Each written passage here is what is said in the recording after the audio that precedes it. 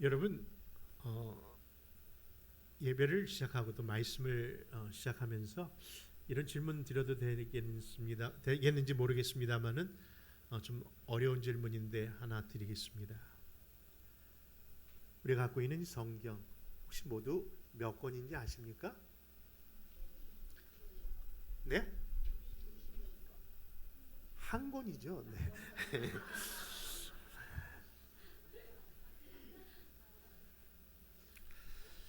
여러분 사실 성경은 한 권인데 우리가 이렇게 66권이다 또는 몇 권이라고 하는 이유는요, 성경이 구약은 39권에 신약은 27권, 그래서 모두 66권이라고 하는 그 이유 때문일 겁니다. 그런데 그렇게 한 권의 책을 그렇게 여러 개로 표현하는 이유는, 그래서 신약, 구약이라고 표현하는 이유는요, 그 중심에 누가 계시기 때문에?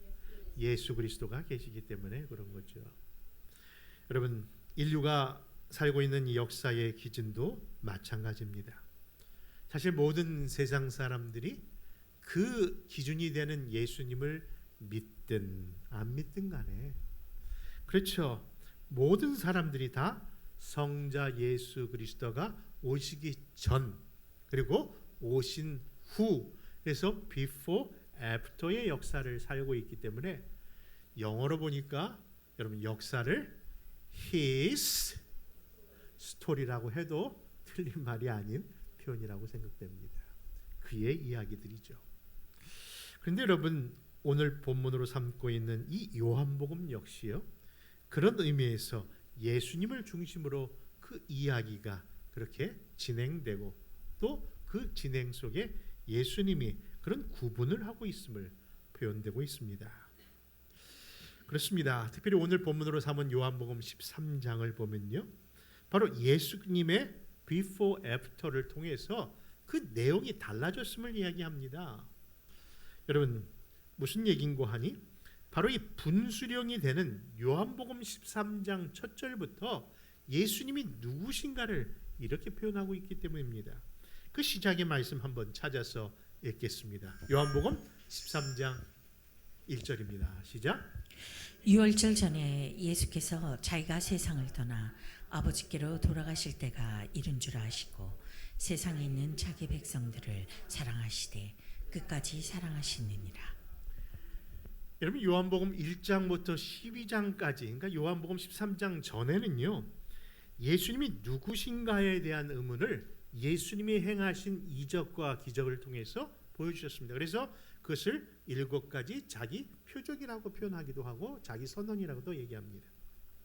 예를 들어서 물로 포도주를 만드신 것을 보고, 아, 저분은 하나님의 아들 예수 그리스도시구나. 여러분, 물고기 2마리와 보리떡 5개로 몇 명이죠?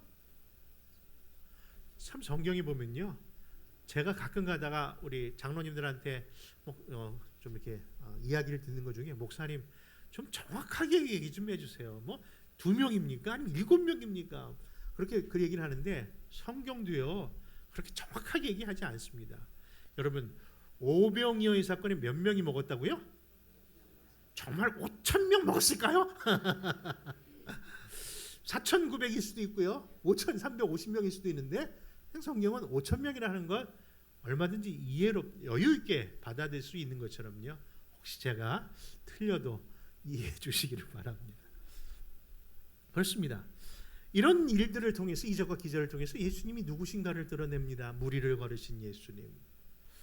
그런데 요한복음 13장 이후에서는 예수님이 누구신가에 대한 증거를 이야기할 때 그런 이적이나 그런 기사를 통해서 예수님이 누구신가를 이야기하기보다는 자세히 보면요, 바로 요한복음 13장 1절에 표현한 것처럼 예수님이 자기 백성을 어떻게 사랑하시는가를 통해서 예수님이 누구신가를 드러내고 있는 것이라는 사실입니다. 그 사실의 가장 클라이막스라고 하는 절정의 부분에 갈보리 십자가였던 것이지요. 아멘이십니까? 여러분, 그렇습니다. 그런 의미에서 사랑하는 성도 여러분, 그 사랑을 받은 자답게 오늘 이 말씀을 시작하면서 옆에 있는 사람과 이런 표현을 한번 하면 어떨까요? 나도 당신을 사랑합니다. 한번 해주시기 바랍니다. 네. 그래도 다행이네요. 1, 2부에 비해서는요. 하필이면 이 인간이 왜 여기 있어 하는 마음으로 그 사랑이 좀 부자연스럽게 표현되는데 2부에서는 아주 자연스럽게 사랑을 표현해 주셔서 감사합니다. 사실 이렇게 말씀을 드리는 이유는 올해 우리 아름다운 동산교회 2024년도 교회 폐허가 아까 우리 장로님도 리마인드 해주시면서 기도해 주신 것처럼 올해 폐허가 아주 멋졌습니다. 뭐이죠? 네, 애교심? 네, 갑자기 저를 헷갈리게 하네요. 네, 애누리 넘치는 교회, 네, 애누리 넘치는. 여러분 시골 영감 기차 타는 그 놀이의 그 애누리 아니고요. 사랑 애자를 써서 애누리 넘치는 교회. 요즘 한국에 뜨는 여러 교회 이름 중에 사랑누리 교회가 있더라고요. 야, 그 교회는 애누리라는 그 표현을 용감하지 못해서 그냥 사랑누리라고 그랬는데 맞습니다. 그게 사랑누리가 애누리 뜻입니다. 그러니까 사랑이 온 세상에 넘치고 또 전해지게 해달라는 의미의 표현이죠. 여러분 비록 사랑이라는 단어가 이 세상에 우리가 얘기하지 않아도 참 홍수처럼 넘치는 세상이지만 그들도 알고 우리도 아는 것은 그 사랑 가운데 참 사랑을 찾아보기가 쉽지 않기에 우리 교회는 그 애누리의 그 사랑이 진정한 예수 그리스도의 사랑인 줄 알고 그 사랑을 나누고 누리고 전하자는 의미 안에서 여러분 이 표현은 분명히 우리가 받은 사명, 어떤 사명이요? 여러분 외쳐야 될 구호이고 흔들어야 될 깃발인 줄 믿습니다. 이제 2024년도 7월 후반기를 시작하면서 그 구호의 외침이 잘 외쳐지고 있는지 아니면 이 깃발을 잘 흔들고 있는지 중간 점검을 하기 위해서 오늘 말씀의 제목을 새 계명으로 세상이 예수님을 봅니다라는 제목으로 몇 가지 교훈과 또 말씀을 나누겠습니다. 첫 번째 교훈은요. 새 계명을 통해서 예수님의 사랑을 보여주십시다. 오늘 본문 말씀 13장 34절 말씀 같이 찾아 읽습니다. 있습니다. 시작. 새 계명을 너희에게 주노니 서로 사랑하라. 내가 너희를 사랑한 것 같이 너희도 서로 사랑하라. 여러분 방금 우리가 읽은 바와 같이 서로 사랑하라는 그런 말씀으로 이것이 새 계명이라고 주어졌음을 들었습니다. 근데 여러분 이런 의문 안 드십니까? 서로 사랑하는 거? 이게 진짜 새 계명일까? 아니 분명히 구약에서도 그런 말씀이 있지 않을까? 여러분 이미 말씀하셨다면은 그것은 새 계명 아니지 않는가라는 합리적인 의심 말입니다.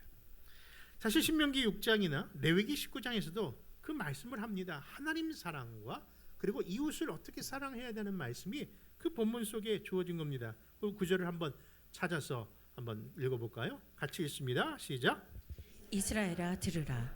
우리 하나님 여호와는 오직 유일한 여호와이시니 너는 마음을 다하고 뜻을 다하고 힘을 다하여 내 하나님 여호와를 사랑하라. 레위기 19장도 마찬가지입니다. 원수를 시작.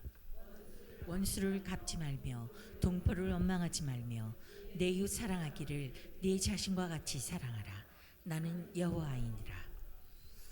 여러분 방금 읽으신 바와 같이 이미 구약에 사랑이라는 표현을 하고 있고 그 사랑이 이웃을 향하여 서로 사랑하는 말씀도 있는데 왜 이것이 새 계명이라고 하는 것일까요? 여러분 아니 성경에서만이 아니라 이 인류가 살고 있는 이 땅에서 항상 사랑해야 된다는 존재적 양식은요 늘 들어왔는데 이게 과연 새 계명 맞냐는 질문을 계속하고 있는 겁니다. 여러분 서로 사랑하라는 얘기가 우리 기독교 안에만 있습니까? 아니 다른 종교에서도 표현되고 있습니다. 아니 종교가 아닌 어떤 세상 단체에서도 서로 사랑해야만 된다는 거 다 잘 알고 있습니다. 여러분 박의 정신이라는 뜻 안에서 있지 않습니까? 그런데 왜 예수님께서는 이 서로 사랑하라는 말씀을 새 계명이라고 하면서 우리에게 명령처럼 하고 계시는가 하는 질문을 드리는 겁니다. 근데 여러분 그 질문을 여러분에게 물어보지만 그 답도 그냥 제가 하나 말씀드립니다.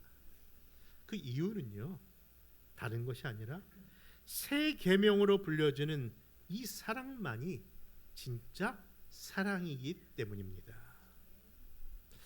여러분들이 지금 동감을 덜 하시는 것처럼 아멘 소리가 작지만요, 분명히 후에는 그렇구나, 바로 그런 사랑이구나, 그런 감격과 감사가 있어지기를 소원합니다.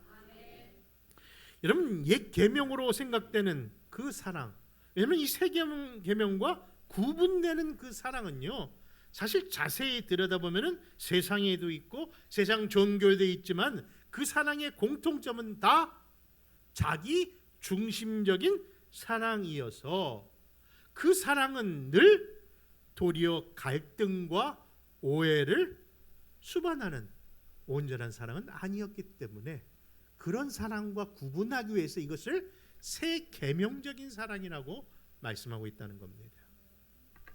여러분, 제가 나이는 조금 해당되나 아직 환경과 여건 속에 할아버지가 되지 못했습니다. 그런데 제 또래 할아버지 된 분들, 아니면 제 위에 할아버지가 되신 분들을 이렇게 보니까요, 이 손주 사랑은 본인이 아들, 딸 낳았을 때의 사랑하고는요 비교가 되지 아니하는 그런 사랑하는 마음을 느끼신다고 하더라고요. 여러분, 얼마나 귀하고 또 복된지, 내 아들이 그 아들을 낳았으니 그 내 자식이 또 자식을 낳았다는 그 기쁨이 아마 배가가 아니라 배의 몇 제곱의 그 기쁨을 누리나 봅니다. 그런데요, 그 어른들이 그런 자녀들, 그런 손주 손녀를 대하는 모습을 보면요, 정말 얼마나 정말 사랑을 많이 표현하고 있는지. 우리 교회에 계신 장로님도요, 분명히 정말 아름다운 아내의 사진은 어디 있는지 모르는데 그냥 손주 손녀 사진만 보면서 그냥 흐뭇해하시는 걸, 그리고 그걸 카톡방에 계속 올리시면서 자랑하시는 거 보면은 진짜 손주 사랑이라는 게 특별한가 봅니다. 근데 저도 생각해 보니까요, 제가 손주였을 때 우리 할머니가 저를 얼마나 그냥 사랑을 많이 베푸셨는지가 생각나더라고요. 저만 보면 그냥 어디서 나오는지 사탕을 주려고 하셨고요. 제가 혹시나 음식을 제대로 먹다가 탈이 날까봐 그냥 뭐만 음식만 나오면요, 본인 입으로 그걸 다 씹어갖고 그냥 내 손주 이거 먹어 하면서 수저도 있는데 굳이 그냥 입에서 전달해 먹는 걸 보는데, 이런 사랑이 어디 있을까? 근데 여러분, 그런 분명히 애틋한 사랑은 있는 건 보겠는데 이 사랑을 바라보는 며느리나 이 사랑을 바라보는 다른 사람은요, 이거 사랑 아닙니다. 받아들일 수 없는 사랑. 분명히 그 사랑은 무슨 사랑이라고요? 자기 중심적이고 그냥 자기 일방적인 사랑이었지 모든 사람이 공감할 수 있는 사랑은 아니었다는 것이죠. 여러분, 분명히 우리가 과거의 옛 계명처럼 느껴지는, 옛 삶 속에서 느껴지는 사랑이 있는데 그 사랑의 한계는 뭐라고요? 다 자기 중심적이고 일방적인 사랑이었다는 겁니다. 여러분, 분명히 그 사랑 안에 희생도 있고 헌신도 있는데, 아니 정말 애틋한 사랑인데 그 사랑을 정작 받는 자나 이를 바라보는 사람들에게는요 늘 갈등과 오해가 있지 않습니까? 아니 부부 관계에서도 마찬가지더라고요. 여러분, 분명히 자기는 사랑하기 때문에 했다는데, 여러분 정말 자기는 나를 너무 모르는 것 같아. 내가 이거 좋아하는 줄 알았어? 그런 얘기할 때 보면은요, 분명히 사랑이 이렇게 커뮤니케이션이 안 된다는 것을 보게 됩니다. 아니 심지어 내 속으로 난 자식인데도 사랑하기 때문에 하는 말인데 자녀들은 뭐로 듣습니까? 또 잔소리 하시네요. 여러분, 이 관계는 지상의 지성소라 불려지는 교회라고 하는 공동체 안에서도 겪게 되는 일 아니던가요? 분명히 나는 그를 위해서 사랑하기 때문에 하고 있는 건데 이 안에 얼마나 잦은 오해와 분쟁과 문제가 있었냐 하는 겁니다. 결국 우리가 사는 이 세상은요, 사랑은 있는데 그 사랑은 다 새 계명 속의 사랑이 아니라 다 옛사랑일 뿐입니다. 여러분, 그 계명의 사랑, 옛사랑의 특징은요, 지극히 자기중심적이고 그렇죠, 일방적 통행에서 불어나온 사랑이기에 그 사랑에 공감대가 형성되지 않았기에 그 사랑은 완전한 사랑이 아니었다고 할 수 있는 것이죠. 그래서 그 완전한 사랑에 대하여 사랑의 서신으로 불려지는 요한일서 4장에서는 그 사랑을 이렇게 말씀합니다. 우리 같이 한번 읽어볼까요? 요한일서 4장 10절과 11절입니다. 시작. 사랑은 여기 있으니 우리가 하나님을 사랑한 것이 아니요 하나님이 우리를 사랑하사 우리 죄를 속하기 위하여 화목제물로 그 아들을 보내셨습니다. 사랑하는 자들아, 하나님이 이같이 우리를 사랑하였은즉 우리도 서로 사랑하는 것이 마땅하도다. 여러분, 아직도 사랑은 하는데 어떤 사랑? 옛 계명적 사랑, 옛 사람의 축에서만 머물지 마시고요. 이제 새로운 사랑, 성경에서 말씀하시고 예수님이 말씀하신 새 계명의 사랑으로 우리 갈아타야 되지 않을까 하는 겁니다. 왜냐하면은 여러분, 그 옛사랑 방식으로만 하시면요, 여전히 그것을 바라보는 사람들과 계속적으로 그런 어려움을 겪게 될 것이기 때문입니다. 그런 공동체 안에 섭섭한 마음을 왜 이렇게 내 마음을 못 알아주냐고 하지 마시고요, 이제는 서로를 화목케 하는 이 새 계명의 사랑의 방식으로 환승하시는 저와 여러분 되시기를 부탁합니다. 두 번째 교훈은요, 이 새 계명을 따라야 할 이유를 정확하게 이야기하십니다. 그것이 오늘 본문 요한복음 13장 35절입니다. 같이 읽습니다. 시작. 너희가 서로 사랑하면 이로써 모든 사람이 너희가 내 제자인 줄 알리라. 여러분, 초대교회 교부였던 터툴리안, 그는요 초대교회에 글을 남기면서 이런 표현을 하고 있는데요, 초대교회 사람들은 늘 교회를 또 예수님을 소개할 때마다 이런 말로 전도를 시작했다고 합니다. 내용인 즉슨 이렇습니다.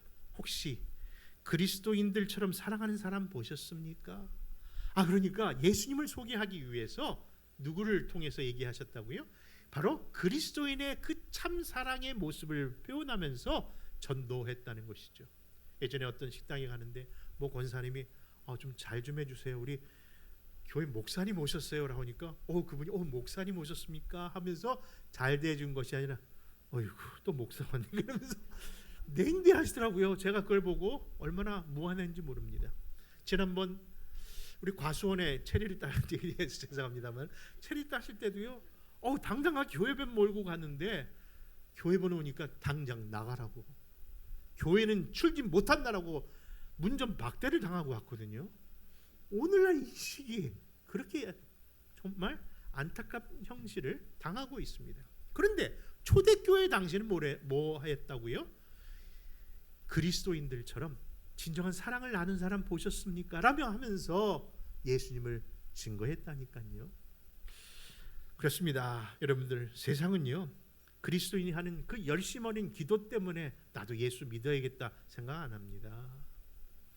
교인들이 늘 성경을 나는 몇 독했어, 또는 나는 성경을 달달달 외워, 나는 성경을 시간을 투자하면서 성경의 지식이 많아, 그걸 가지고 나도 예수님을 믿어야겠구나 그 생각 안 한다는 얘기입니다. 그런 걸로 인정받을 수 없는 세대라는 거예요. 여러분, 무엇입니까? 세상이 우리 교회에게, 아니 저와 여러분에게 요구하는 것은 사랑해달라는 거예요. 사랑을 보여달라고 하는 음성이라는 것이죠. 여러분, 그 근거가 뭐냐고요? 왜 그렇게 해야 되냐고, 아니면 어떻게 그것을 할 수 있느냐고요? 그에 대하여 사랑의 서신이 요한일서 4장은 계속해서 이렇게 우리에게 말씀합니다. 12절 찾아 읽습니다. 시작. 어느 때나 하나님을 본 사람이 없으되 만일 우리가 서로 사랑하면 하나님이 우리 안에 거하시고 그의 사랑이 우리 안에 온전히 이루어지니라. 아멘인 줄 믿습니다. 여러분, 지난주에 우리 말씀 가운데 엘리야와 엘리사에 대한 말씀 잠깐 전했는데 혹시 기억나십니까?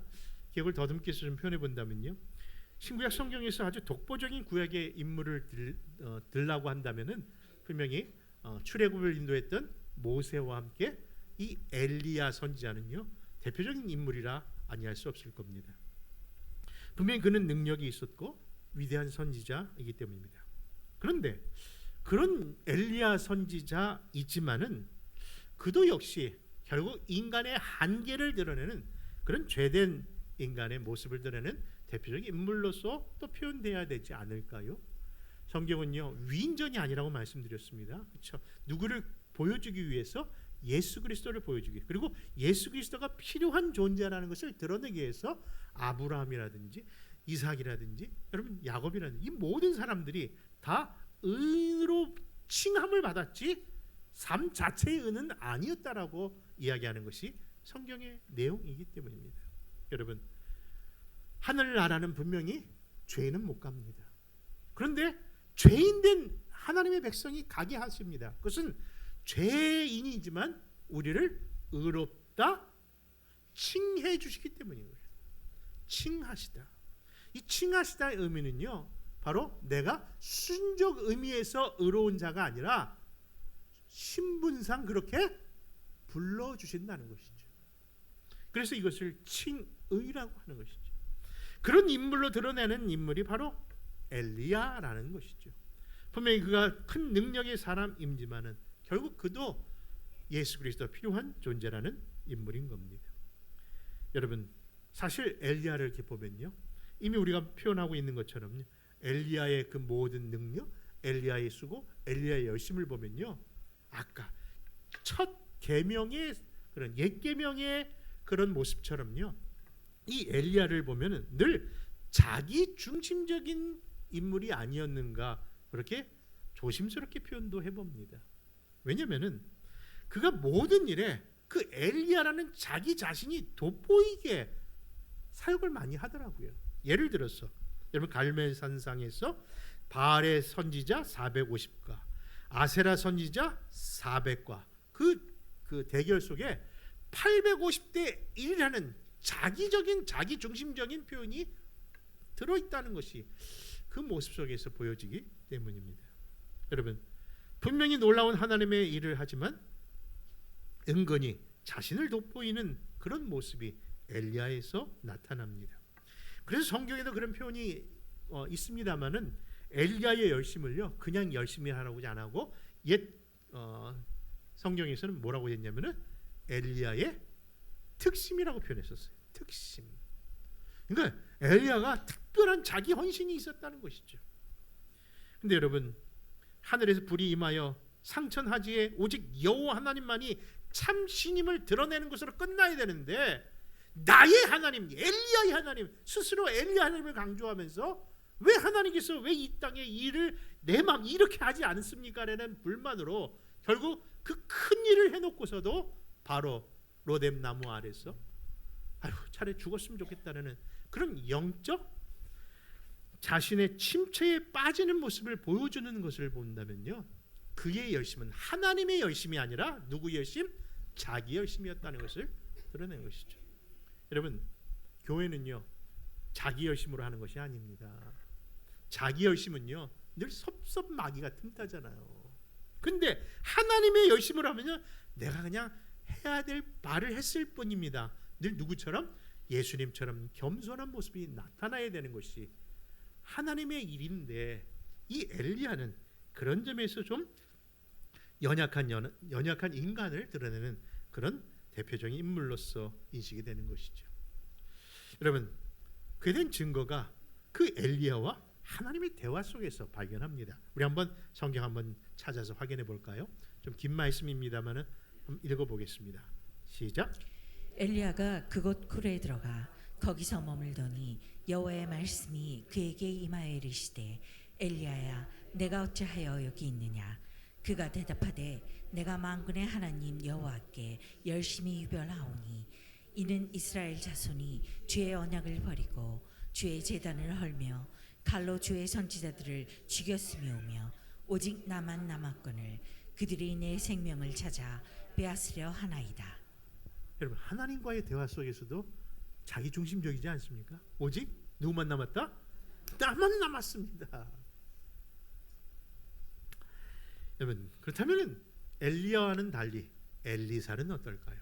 여러분, 지난주 엘리야는 누구를 상징하는 인물? 그렇죠. 아무리 했어도 그렇죠. 그 빛 대신 예수님을 그 증거했던 세례 요한의 상징이었다면은, 여러분, 엘리사는 아무도 알아주지 않고 아무도 잘 몰라주셨지만은, 그러나 늘 엘리야의 뒤에 있는 것처럼 보였지만은 그 엘리사의 삶은 누구를 드러내더라?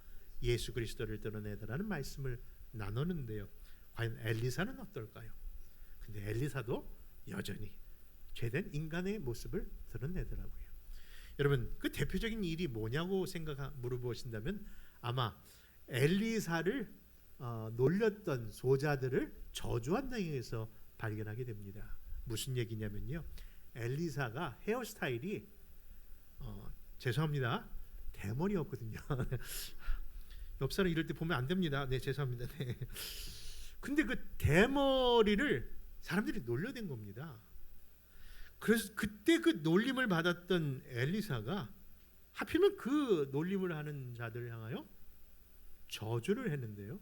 그 저주로 결국 40명이 죽음을 당하게 되는 사건이 있었던 것이죠. 근데 여러분, 그 모습 속에서 역시 엘리야도 별 수 없구나, 그도 자비 없고 사랑 없는 사람이구나라고 이 문제로 너무 주일학교식으로 교훈 받을 것이 아니라 그 말씀을 다시 한번 제곱 씹어보면요, 엘리야사는 항상 누구를 드러내기를 원하시는 상징적 인물이었다? 예수 그리스도를 드러내는 인물로 다시 한번 그를 조명해 보면요, 그 사건 속에 대머리라고 하는 조롱의 문제가 아니라 그 말씀을 자세히 보면은 엘리사의 어떤 외적인 것을 조롱했기 때문에 저주가 임한 것이 아니라 바로 그 다음 구절인 뭐라고 되어 있습니까? 올라가라, 올라가라고 하는 그 표현, 대머리여 올라가라, 올라가라고 했던 그 표현이 바로 심판 저주의 이유였다는 것을 보게 됩니다. 여러분, 올라가라, 올라가라가 도대체 무슨 말이길래 그것이 엘리사를 두고 한 얘기가 아니라 여호와 하나님을 두고 한 그런 조롱의 이야기이기 때문에 여호와의 사자로 통해서 그런 저주가 임한 것일까요? 여러분, 그것은 이미 전장에 표현되었던 엘리야 선지자가, 그렇죠?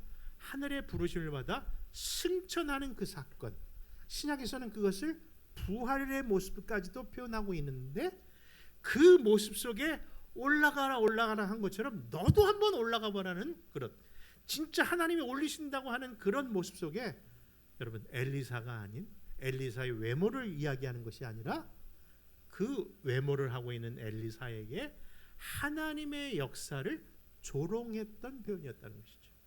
여러분, 하나님을 조롱하는 것, 하나님께 범죄하는 것은요, 말 그대로 죄의 삭은 사망입니다. 그것이 바로 구약이 보여주기에는 옛 계명의 실태이죠. 그런데 그 가운데서도 그리스도를 발견하게 되는 것은 신약에서도 예수님이 똑같은 조롱을 받으셨답니다. 어떻게 조롱을 받으셨냐고요? 어디에서? 십자가상에서. 그 예수님을 향하여 뭐라고 했습니까? 구약에서는 올라가라, 올라가라 했는데 신약에서 예수님을 향하여 세상은 뭐라고 했습니까? 내려오라, 내려오라. 여러분, 예수님의 그 인성과 신성을 드러내는 놀라운 표현 중에 낮아지심과 높아지심은요, 진정한 예수님이 누구신가를 드러내는, 여러분, 그런 신학적인 중요한 descending, ascending, 바로 예수님의 성육신과 부활과 승천, 분명한 하나님의 그 그리스도가 누구신가를 드러내는 신학적인 표현들입니다. 그런데 구약에서도 역시 그 올라가라, 올라갈 것에 앞으로 일어날 예수 그리스도를 바라보고 예수님을 조롱한 것이고, 예수님이 당하셨던 그 조롱은 과거에 구약에서 엘리사가 당했던 그 조롱이 바로 자신을 가리킨다는 말씀으로 표현된, 성경이 신약과 구약이 예수 그리스도 중심으로 표현된 것처럼 그런 모습을 하고 있었다는 것이죠. 여러분, 그렇습니다. 이와 같이 바로 그 구약에서는 엘리야는 그 조롱에 대하여 하늘의 심판으로 곰이 찢어 죽이는 사건으로 그 말씀으로 마무리를 했지만은 신약의 그 조롱을 받으셨던 우리 예수님은 어떠했습니까? 조롱으로 끝나지 않고 수치와 모욕과 침뱉음도 받으셨는데 우리 예수님은 그런 그들을 향하여 뭐라고 하나님께 기도하셨습니까? 예수께서 이르시되 아버지 저들을 사하여 주옵소서. 자기들이 하는 것을 알지 못하고 했을 뿐입니다 라는 뉘앙스로 그들 뒤에서 그들을 옹호하는 것처럼 배려하는 것처럼 여지껏 보여주는 그 말씀 속에 이것이 우리에게 말씀하셨던 새 계명으로 주어진 화목해 하시는 그 죄인을 다시금 하나님께로 화목해 하시는 그 사랑을 친히 말로만이 아니라 삶을 통해서 보여주셨습니다. 여러분, 그 사랑은요, 예수님이 할 수 있는 최선의 사랑이 아니라 무슨 사랑? 최고의 사랑. 아니, 최고의 사랑도 아니라 완전한 온전한 사랑인 줄 믿으시기 바랍니다. 그래서 그 사랑을 새 계명이라고 하시면서 그 사랑으로 우리도 서로 사랑할 것을 말씀하셨습니다.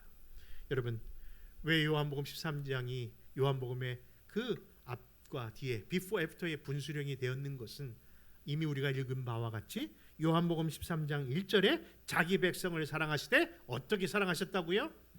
끝까지 하신 사랑을 이루시고 계시기 때문인 것이죠.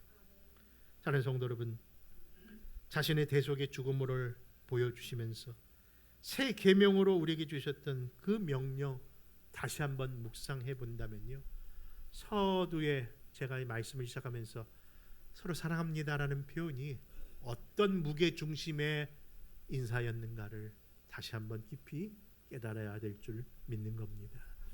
그런 의미에서 우리 요한복음 13장 34절의 말씀을 다시 한번 우리 진지한 마음으로 좀 천천히 마음을 담아서 한번 읽어보시고요, 오늘 말씀의 결론으로 삼습니다. 시작.